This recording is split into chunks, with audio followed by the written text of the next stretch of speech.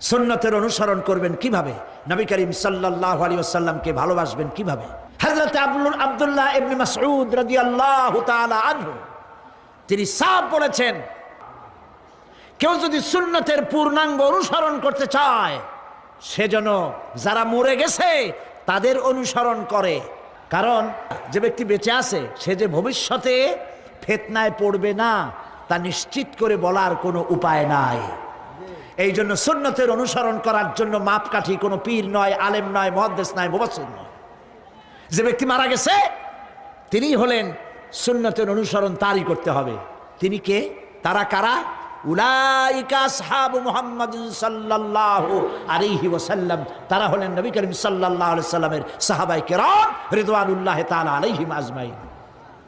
কানু আফদালু হাযিহিল উম্মাহ, তারা হচ্ছে এই উম্মতের শ্রেষ্ঠ।